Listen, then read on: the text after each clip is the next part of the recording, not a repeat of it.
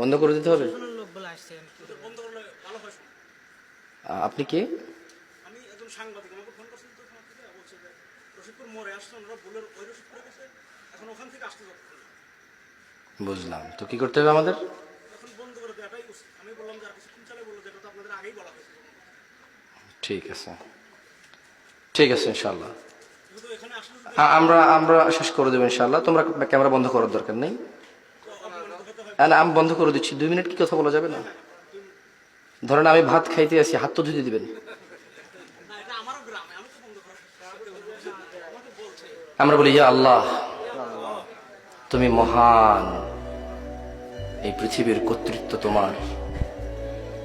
যারা উদ্দেশ্যপ্রবণ ভাবে তোমার কাজে বাধা দেয়, তুমি তাদেরকে দেখে নিও। রব, যা আমার আয়ত্তে নেই, তুমি দয়ালু, তুমি আমাকে তা জিজ্ঞেস করবে না, তোমার প্রশংসা।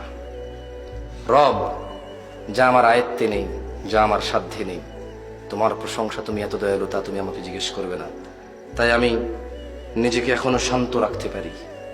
যা আমার আয়ত্তে নেই, যা আমার উপরে নেই, যা আমার অধীনে নেই, তা সম্পর্কে তুমি আমাকে আগেই ক্ষমা করে দিয়েছো, তোমার প্রশংসা। রব, পরিশেষে তোমাকে বলি, যারা অহংকারী দাম্ভিক, তুমি তাদের দেখে নিও। রব, আমি তোমাকে বললাম, তুমি জানো আমি কতটা নিরীহ, কতটা অসহায়। রব, তুমি জানো যারা তোমার বান্দারা আছে তারা কতটা অসহায়, কতটা নিরীহ।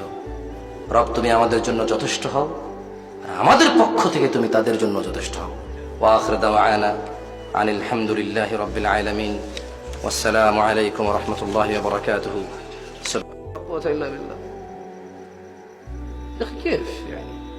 মাইক বন্ধ করবেন না, প্রয়োজনে নেমে চলে যাও। বুঝেননি কথা? আলহামদুলিল্লাহ, এখন পর্যন্ত সরকারি নিষেধাজ্ঞা সরকার করেছে, কিন্তু এদেশের সরকার বা আমরা একে অপরের জন্য কল্যাণকামী। যেমন আমাদের জনগণ বাসে করে স্কুলে যায়, মাদ্রাসায় যায়, গার্মেন্টসে যায়, কাজে কর্মে যায়। আমি নিজেই তো রাস্তা দিয়ে এসেছি, দোকানে যায় বাজার করতে, সব না। এখানে কারণ আপনাদের যদি পারিবারিক কোনো সমস্যা থাকে, এর জন্য আমাদেরকে কষ্ট দিয়েন না, আপনাদের গ্রামকে বদনাম করিয়েন না, অনুরোধ করছি আপনাকে। আপনারা একে অপরের সাথে জায়গা জমির ঝামেলা থাকতে পারে, রাজনৈতিক ঝামেলা থাকতে পারে, প্রতিষ্ঠানিক ঝামেলা থাকতে পারে, কথাবার্তার দ্বন্দ্ব থাকতে পারে। আমরা বাইরে থেকে এসেছি, সামান্য একটু সুযোগ দিবেন, কথা বলে চলে যাব। আপনার অ্যাকশন, আপনার আচার আচরণ আপনার দলকে বদনাম করে। আমরা জানি আপনার দলে যারা ঊর্ধ্বতন কর্মকর্তা আছেন তারা খুবই ভদ্র এবং নম্র।